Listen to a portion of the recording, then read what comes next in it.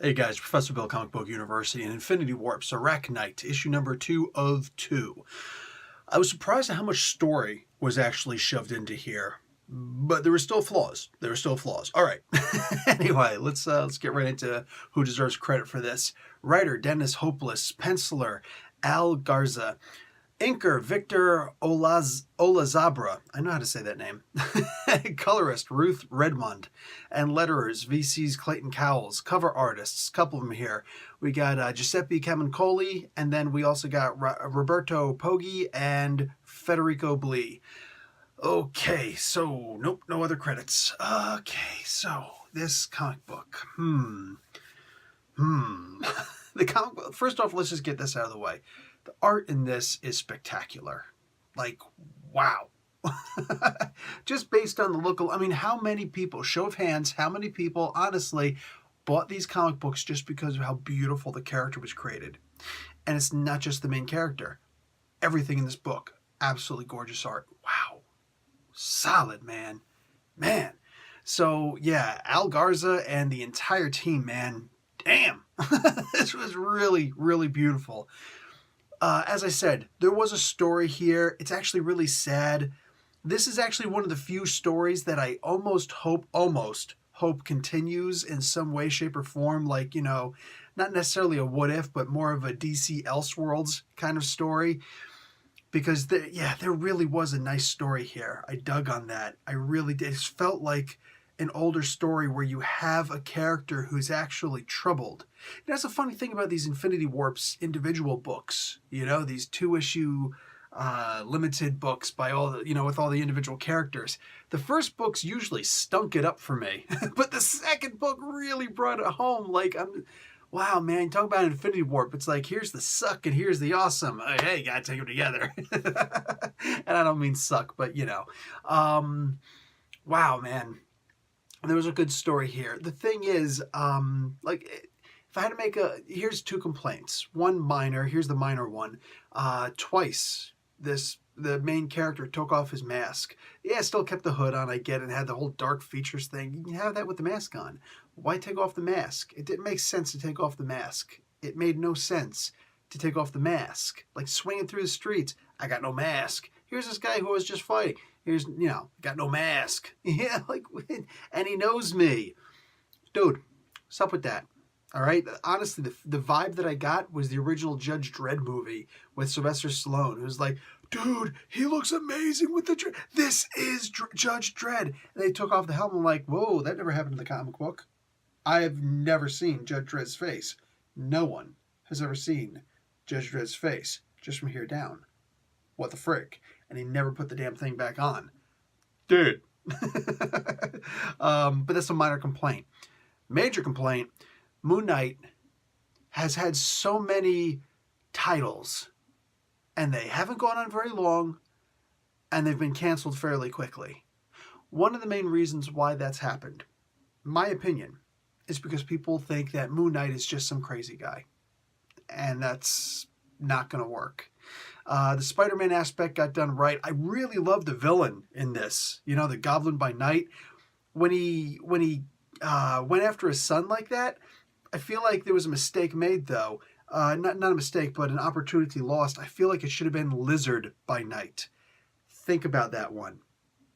But as far as the main character, the Spider-Man part of it was fantastic. The Moon Knight part. If we think that Moon Knight is just some guy who's got multiple personalities, we're going to have another canceled comic book. And that's just the way that the Moon Knight comic books will always consistently work. You got a Warren Ellis on there who takes that crazy and makes it so much more elaborate where you can't tell what you're reading at some point. You feel like you are the character. You feel just as confused as the character does. You feel just as confident as the character does when the character's feeling confident. You feel hopeless when the character feels hopeless. Oh my God. Funny I should say hopeless, not meant it as a pun because Dennis Hopeless is the writer. Man. I want to feel the character and I don't. This is like there was some humor thrown in here, and that's always the problem. Why? I don't understand it. Go check out on Comic Book University, Moon Knight Explained in a Minute. It's actually one of my earlier Explained in a Minute videos. If you can't hear it properly, it's because I had crappy audio back then. Anyway, but you know, it still stands. and yeah, Moon Knight is not. Moon Knight fails every time he's written as funny. Every single time that he is written as funny, the book eventually fails. I drop off it. Other people drop off it. This isn't me being brilliant. This isn't me being anything more than observant of the idea that I am the status quo. Like, that's not meant to be narcissistic at all. I am just like everybody else when it comes to Moon Knight for the most part. When everybody else is dropping off, I'm dropping off too. And it's not because we're checking in with each other. You know, we're not regulating each other and conspiring. No, we're all feeling the exact same thing. The character is not cute when he's funny. The character is not awesome when he's funny. The character is not, you know, this amazing, deep, in-depth character that we're just like, oh my God, feeling everything this character feels and rooting like crazy. That was a pun intended for this character. No, never happens when the character is written as funny. And that's a problem. Maybe it's one of those things where we really genuinely believe that this character does have mental issues. So when you're making fun of it, it's almost maybe, I'm not sure, but maybe it's just like we're making fun of, you know, mentally challenged people. Maybe. I don't have an explanation for that. But what I do know is when the character is made to be funny, no, that's when everybody just stops buying and stops reading the comic book entirely. It's just a thing. So I really do wish that there was a better grasp on the Moon Knight aspect of this character. My God, man. Has anybody in Marvel ever noticed that whenever we're talking about, oh yeah, man, what Netflix character would you like to see? What movie would you like to see made? Which character would you like to be, you know, to come to the big screen that hasn't been on the big screen yet? Blade is often mentioned. And the other one, that's right, the other only one that's always mentioned is Moon Knight. Why do you think that is? Because he's funny? I really do wish that Marvel would kind of recognize this amazing character that they've got and put him just, dude, copy wholesale from Ellis if you need to. I don't see a problem with that. Ennis, crap, no, it was Ellis. Man, and that's not just him, man. Look at the original series. Look at so much of this character. He's not a funny character. Not if you want him to be selling. Anyway, enough talking about that. Again, this was a fun comic book to read. The second issue was so much better than the first issue. It's like all these guys are just getting a one-issue stride. You know, it's like, get the first issue out of the way. Okay, now you start telling the story. What do you mean only get 2 issues? You know, whatever. It is what it is. But I enjoyed this. I honestly wouldn't mind seeing this character's further adventures.